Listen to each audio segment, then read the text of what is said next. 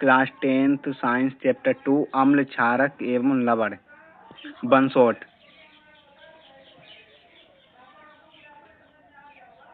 अम्ल क्षार एवं लवण, जिसमें हम H और OH आयनों की प्रस्तुति के संदर्भ में उनकी परिभाषा, सामान्य गुण, उदाहरण और उपयोग, pH स्केल की अवधारणा, pH स्केल का रोजमर्रा की जिंदगी में महत्व, sodium hydroxide, bleaching powder, baking soda, washing soda और प्लास्टर ऑफ पेरिस आदि के बारे में हम अध्ययन करेंगे।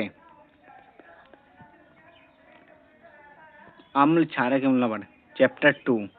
अम्ल किसे कहते हैं या अम्ल की परिभाषा। अम्ल को अंग्रेजी भाषा में एसिड कहते हैं। एसिड शब्द की उत्पत्ति लैटिन भाषा के शब्द एसिडस से हुई है, जिसका अर्थ है खट्टा यानी कि सौर होता है। अतः हम कह सकते हैं कि जो पदार्थ स्वाद में खट्टे होते हैं वे अम्ल होते हैं। अम्ल के गुण। अम्ल के भौतिक गुण हैं। स्वाद में ये खट्टे होते हैं, नीले लिटमस को लाल कर देते हैं, जलीय विलयन में H आयन देता है, जलीय विलयन में विद्युत धारा प्रवाहित करना। ठीक। अब अम्ल के रासायनिक गुण। धातु के साथ अभिक्रिया कर H2 निष्कासित करना, धातु कार्बोनेट हाइड्रोजन कार्बोनेट के साथ अभिक्रिया कर CO2 निष्कासित करना, कुछ धातु ऑक्साइड अम्ल के साथ अभिक्रिया कर लवण और जल बनाना। अब अम्ल के प्राकृतिक स्रोत।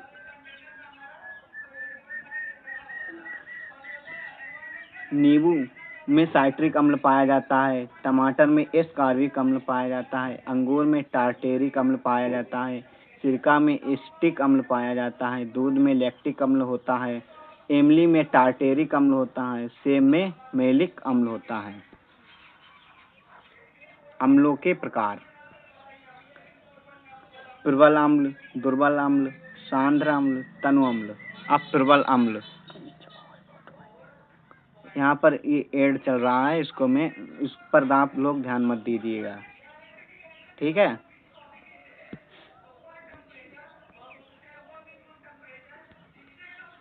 प्रबल अम्ल वे अम्ल जो जलीय विलयन में पूर्णतः आयनित हो जाते हैं प्रबल अम्ल कहलाते हैं। सल्फ्यूरिक अम्ल H2SO4, हाइड्रोक्लोरिक अम्ल HCl, नाइट्रिक अम्ल HNO3, हाइड्रोब्रोमिक अम्ल आदि प्रबल अम्लों के उदाहरण हैं। प्रबल अम्लों में प्रोटीन, हाइड्रोजन आयन H+ त्याग करते की उच्च क्षमता होती है, अर्थात प्रबल अम्ल अपने संगठन तत्वों के आयनों में विखंडित हो जाते हैं। अब दुर्बल अम्ल, अम्ल जो जलीय विलयन में पूर्णतः आयनित न होकर आंशिक रूप से आयनित होते हैं दुर्बल अम्ल कहलाते हैं। एस्टिक अम्ल CH3COOH, फार्मिक अम्ल HCOOH, हाइड्रोजन सल्फाइड H2S आदि दुर्बल अम्लों के कुछ उदाहरण हैं। अब दुर्बल अम्ल अपने हाइड्रोजन आयनों H+ का पूर्णतः त्याग नहीं करते हैं। समान सांद्रता पर दुर्बल अम्लों का pH मान प्रबल अम्लों से अधिक होता है। अब सांद्र अम्ल। सांद्र अम्ल, जिसमें अम्ल अधिक मात्रा में होता है जबकि जल अल्प मात्रा में होता है, तो उसे सांद्र अम्ल कहते हैं। तनु अम्ल, जिसमें अम्ल अल्प मात्रा में होता है जबकि जल अधिक मात्रा में होता है, उसे तनु अम्ल कहते हैं। अब क्षारक, ऐसे पदार्थ जिनका स्वाद कड़वा होता है और स्पर्श करने पर साबुन जैसे लगते हैं क्षारक कहलाते हैं। क्षारक के गुण। क्षार के भौतिक गुण हैं। स्वाद में कड़वा होता है, लाल लिटमस को नीला कर देता है, जलीय विलयन में OH आयन देता है, जलीय विलयन में विद्युत धारा प्रवाहित न करना। क्षारक के गुण, रासायनिक गुण। क्षार धातु के साथ अभिक्रिया कर H2 मुक्त करता है। क्षार अम्लीय ऑक्साइड के साथ अभिक्रिया कर लवण बनाता है। सूचक, सूचक किसी भी दिए गए विलयन में अम्लीय क्षारक की उपस्थिति दर्शाते हैं। इनका रंग या गंध अम्लीय या क्षारक माध्यम में बदल जाता है। सूचक कितने प्रकार के होते हैं। सूचक के प्रकार। वैसे तो सूचक बहुत प्रकार के होते हैं, परंतु इनके सामान्य प्रकार इस प्रकार हैं। जैसे प्राकृतिक सूचक।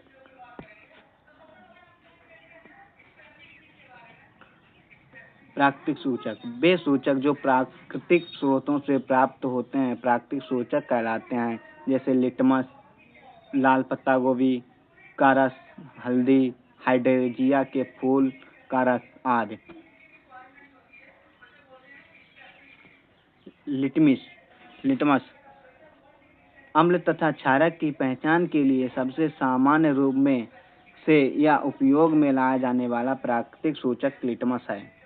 लिटमस को लाइकेन के शैवाल से प्राप्त किया जाता है। लिटमस पत्र लिटमस विलयन के रूप में तथा कागज की पट्टियों के रूप में उपलब्ध होता है। इन कागज की पट्टियों को लिटमस पत्र कहते हैं। लिटमस पत्र 2 रंगों का होता है, नीला एवं लाल। अम्ल नीले लिटमस पत्र को लाल कर देता है, जबकि क्षार लाल लिटमस पत्र को नीला कर देता है। अब हल्दी भी एक अन्य प्रकार का प्राकृतिक सूचक है। पीला रंग का होता है। कई बार आपने देखा होगा जब किसी सफेद कपड़े पर सब्जी का दाग लग जाता है और जब इसे साबुन क्षारीय प्रकृति से धोते हैं तो ये उस दाग के धब्बे को भूरा लाल कर देता है। अम्ल के साथ हल्दी के रंग में कोई परिवर्तन नहीं होता है, जबकि क्षारक के साथ इसका रंग भूरा लाल हो जाता है। संश्लेषित सूचक ये वे सूचक होते हैं जो प्राकृतिक नहीं होते, अपितु ये रासायनिक पदार्थों द्वारा बनाए गए होते हैं। जैसे मेथिल ऑरेंज, फिनोल्फेथलीन आदि।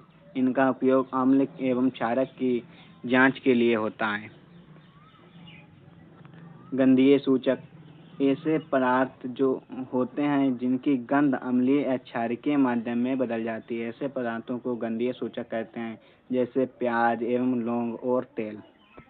अब सार्वत्रिक सूचक विभिन्न रसायनों का बना हुआ है। वे मिश्रण जो भिन्न भिन्न पीएच वाले पदार्थ के बारे में रंग परिवर्तन के द्वारा बता देते हैं कि वे क्षारक है या अम्ल। अब लवण धातु अम्लों से हाइड्रोजन परमाणुओं का हाइड्रोजन गैस के रूप में विस्थापन करती है और एक यौगिक बनाता है जिसे लवण कहते हैं। अब लवण के गुण। लवण ठोस अवस्था में मिलते हैं। सामान्यतः लवण उदासीन होते हैं। लवणों के जलीय विलयन विद्युत के सुचालक होते हैं। Pope test. हाइड्रोजन गैस से निहित परख नली के पास एक जलती हुई मोमबत्ती लाई जाती है तो पोप की ध्वनि उत्पन्न होती है। इस टेस्ट को हाइड्रोजन की उपस्थिति दर्शाने के लिए उपयोग करते हैं। अम्ल के साथ धातु की अभिक्रिया। अम्ल धातु लवण और हाइड्रोजन तो अम्लीय HCl 2HCl प्लस Zn, फिर ये बनता है ZnCl2 प्लस H2O। क्षारक के साथ धातु की अभिक्रिया। हमने क्षार लिया 2NaOH प्लस Zn धातु Na2ZnO2 लवण प्लस H2O बनता है। उदासीन ऐसे पदार्थ जो लाल अथवा नीले लिटमस पत्र के रंग को परिवर्तित नहीं करते हैं उदासीन कहलाते हैं। ऐसे पदार्थ ना तो अम्लीय होते हैं और ना ही क्षारकीय होते हैं। जैसे नमक, नौशादर, calcium chloride, sodium carbonate, sodium bicarbonate आदि होते हैं। उदासीनीकरण अभिक्रिया। जब अम्ल द्वारा क्षारक का प्रक्षेपित प्रभाव तथा क्षारक द्वारा अम्ल का प्रभाव समाप्त हो जाता है और परिणाम स्वरूप लवण और जल प्राप्त होते हैं तो उदासीनीकरण अभिक्रिया होती है। जैसे उदाहरण NaOH प्लस HCl तो NaCl प्लस H2O बनता है।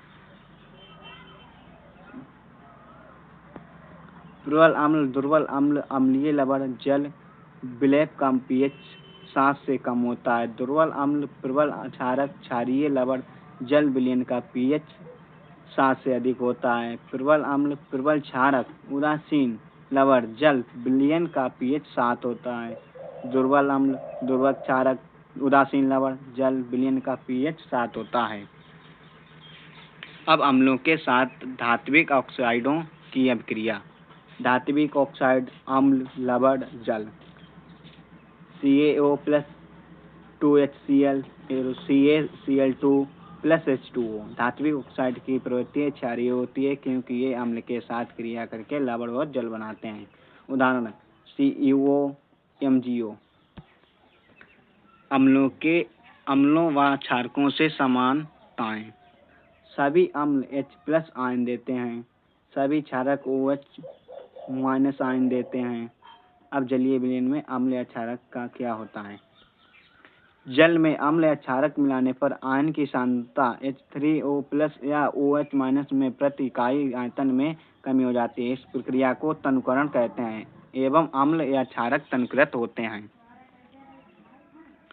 क्षार तथा अम्ल की प्रबलता। किसी क्षार या अम्ल की प्रबलता उसके द्वारा उत्पन्न H+ आयन या OH- आयनों की संख्या पर निर्भर करती है। किसी अम्ल या क्षारक की प्रबलता हम एक सार्वभौमिक सूचक द्वारा ज्ञात कर सकते हैं। सार्वभौमिक सूचक अनेक सूचकों का मिश्रण होता है। ये सूचक किसी विलयन में हाइड्रोजन आयन की भिन्नता सांद्रता को भिन्न रंगों में प्रदर्शित करती है। PH scale. किसी विलयन में उपस्थित H+ आयन की सांद्रता ज्ञात करने के लिए एक स्केल विकसित किया गया है जिसे पीएच स्केल कहते हैं। पीएच में P है पुसान पोटेंस, जो एक जर्मन शब्द है जिसका अर्थ होता है शक्ति। अगर pH 7 है तो उदासीन विलयन होगा। pH 7 से कम है तो अम्लीय विलयन होगा। pH 7 से ज्यादा है तो क्षारीय होगा। दैनिक जीवन में पीएच का महत्व। पौधे एवं पशु पीएच के प्रति संवेदनशील होते हैं। हमारा शरीर 7.0 से 7.8 पीएच परास रेंज के बीच कार्य करता है। मिट्टी का पीएच। अच्छी उपज के लिए पौधे को एक विशिष्ट पीएच परास की उपस्थित आवश्यकता होती है। यदि किसी स्थान की मिट्टी का पीएच कम या अधिक हो तो उस किसान उसमें आवश्यकता अनुसार अम्लीय या क्षारीय पदार्थ मिलाते हैं। हमारे पाचन तंत्र का पीएच। हमारा उदर हाइड्रोक्लोरिक अम्ल HCl उत्पन्न करता है जो भोजन के पश्चात यह पाचन में सहायक होता है। अपच की स्थिति में उदर अधिक मात्रा में अम्ल उत्पन्न करता है जिसके कारण उदर में दर्द व जलन का अनुभव होता है।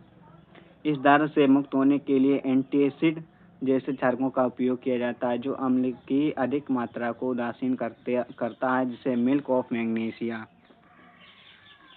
पीएच परिवर्तन के कारण दंत क्षय। मुंह के पीएच का मान 5.5 से कम होने पर दांतों का क्षय प्रारंभ हो जाता है। दांतों का इनेमल दंत बल्क कैल्शियम फास्फेट से बना होता है जो कि शरीर का सबसे कठोर पदार्थ होता है। ये जल में नहीं घुलता है लेकिन मुंह की पीएच का मान 5.5 से कम होने पर संक्षारित हो जाता है। क्षारकीय दंत। मंजन का उपयोग करने से अम्ल की अधिक मात्रा को उदासीन किया जा सकता है। पशुओं एवं पौधों द्वारा उत्पन्न रसायनों से आत्मरक्षा। मधुमक्खी का डंक एक अम्ल छोड़ता है जिसके कारण दर्द एवं जल का अनुभव होता है। डंक मारे गए अंग में बेकिंग सोडा का उपयोग से आराम मिलता है। नेटल के डंक वाले बाल मेथोनोइक अम्ल एवं छोड़ जाते हैं जिनके कारण जलन वाले दर्द का अनुभव हुआ होता है। इसका इलाज डंक वाले स्थान पर डांक पौधे की पत्ती रगड़कर किया जाता है। अम्लीय वर्षा। वर्षा के जल की पीएच मान 5.6 से कम हो जाती है तो वह अम्लीय वर्षा कहलाती है। लवणों का पीएच। प्रबल अम्ल एवं प्रबल क्षारक के लवण में पीएच का मान 7 होता है तथा ये उदासीन होते हैं, जबकि प्रबल अम्ल एवं दुर्बल क्षारक के लवण के पीएच का मान 7 से कम होता है तथा ये अम्लीय होते हैं। प्रबल क्षारक एवं दुर्बल लवण के पीएच का मान 7 से अधिक होता है तथा ये क्षारकीय होते हैं। साधारण नमक से रसायन। सोडियम क्लोराइड NaCl के साधारण नमक कहा जाता है जिसे हम भोजन में इस्तेमाल करते हैं। इसे समुद्री जल से बनाया जाता है। रॉक सॉल्ट एक भूरे रंग की क्रिस्टल के रूप में पाया जाने वाला पदार्थ है। इस कोयले की तरह निष्कर्ष करके प्राप्त किया जाता है। साधारण नमक रसायनों का कच्चा पदार्थ। इस प्रकार प्राप्त साधारण नमक हमारे दैनिक उपयोग के कई पदार्थों जैसे sodium hydroxide, baking soda, washing soda, व्यंजक चूर्ण आदि के लिए एक महत्वपूर्ण कच्चा पदार्थ है। Sodium hydroxide NaOH। Sodium chloride के जलीय विलयन लवण जल से विद्युत प्रवाहित करने पर यह वियोजित होकर सोडियम हाइड्रोक्साइड उत्पन्न करता है। इस प्रक्रिया को क्लोर क्षार प्रक्रिया कहते हैं, क्योंकि इससे निर्मित उत्पाद क्लोरीन, क्लोर एवं सोडियम हाइड्रोक्साइड क्षार होते हैं। 2NaCl प्लस 2H2O ये बनेगा 2NaOH plus Cl2 plus H2। Chlorine gas anode पर मुक्त होती है एवं हाइड्रोजन गैस कैथोड पर सोडियम हाइड्रोक्साइड विलयन का निर्माण भी होता है। इस प्रक्रिया से उत्पन्न हुए तीनों उत्पाद उपयोगी हैं। अब व्यंजक चूर्ण। शुष्क बुझे हुए चूने CaOH का होल ट्वाइस पर क्लोरीन की क्रिया से व्यंजक चूर्ण का निर्माण होता है। CaOH का होल ट्वाइस प्लस Cl2 अब ये CaOCl2 प्लस H2O बनेगा। व्यंजक चूर्ण का उपयोग वस्त्र उद्योग में सूती व लिनेन के व्यंजक के लिए, कागज की फैक्ट्री में लकड़ी के मंजा व्यंजन के लिए, रासायनिक उद्योगों में एक उपाचाय के रूप में, पीने वाले जल को जीवाणुओं से मुक्त करने के लिए रोगाणु नाशक के रूप में। Baking soda. बेकिंग सोडा का उपयोग आमतौर पर रसोई घर में स्वादिष्ट खस्ता, पकोड़े आदि बनाने के लिए किया जाता है। कभी कभी इसका उपयोग खाने की शीघ्रता से पकाने के लिए भी किया जाता है। इस यौगिक का रासायनिक नाम सोडियम हाइड्रोजन कार्बोनेट NaHCO3 है। इसको बनाने में सोडियम क्लोराइड का उपयोग एक मूल पदार्थ के रूप में किया जाता है। बेकिंग सोडा का उपयोग। बेकिंग पाउडर बनाने में बेकिंग सोडा प्लस टार्टेरिक अम्ल का मिश्रण होता है। इस अभिक्रिया से उत्पन्न CO2 के कारण पावरोटी या केक में खमीर उठ जाता है तथा इससे ये मुलायम एवं स्पंजी हो जाता है। ये एंटी एसिड का एक संगठक है। इसका उपयोग सोडा अम्ल अग्निशामक में भी किया जाता है। अब धोने का सोडा Na2CO3 10H2O। धोने का सोडा का यह सूत्र होता है Na2CO3 10H2O। सोडियम कार्बोनेट के पुनः क्रिस्टलीकरण के से धोने का सोडा प्राप्त होता है। एक क्षारकीय लवण है Na2CO3 प्लस 10H2O। अब Na2CO3 10H2O बन जाएगा। धोने सोडा का उपयोग। इसका उपयोग कांच, साबुन एवं कागज उद्योगों में होता है। इसका उपयोग बोरेक्स के उत्पादन में होता है। इसका उपयोग घरों में साफ सफाई के लिए होता है। जल की स्थायी कठोरता को हटाने के लिए इसका उपयोग होता है। अब प्लास्टर ऑफ पेरिस। जिप्सम को 373 के पर गर्म करने पर ये जल के अणुओं को त्याग कर कैल्शियम सल्फेट हेमीहाइड्रेट पोप बनाता है। ये सफेद चूर्ण है जो मिलाने पर यह पुनः जिप्सम बनकर ठोस प्रदान करता है। प्लास्टर ऑफ पेरिस का उपयोग। प्लास्टर ऑफ पेरिस का उपयोग डॉक्टर टूटी हुई हड्डियों को सही जगह पर स्थिर रखने के लिए करते हैं। इसका उपयोग खिलौने बनाने, सजावट का सामान बनाने के लिए करते हैं। इसका उपयोग सतह को चिकना बनाने के लिए करते हैं। अब क्रिस्टलन का जल। लवण के एक सूत्र इकाई में जल के निश्चित अणुओं की संख्या को क्रिस्टलन का जल कहते हैं। उदाहरण CuSO4 प्लस CuSO4 5H2O में क्रिस्टलन के जल के 5 अणु हैं। Na2CO3 10H2O में क्रिस्टलन के जल के अणु 10 हैं। CaSO4 2H2O में क्रिस्टलन के जल के अणु 2 अणु हैं। अगर हमारी वीडियो अच्छी लगी है तो आप लोग लाइक एंड सब्सक्राइब करें। धन्यवाद।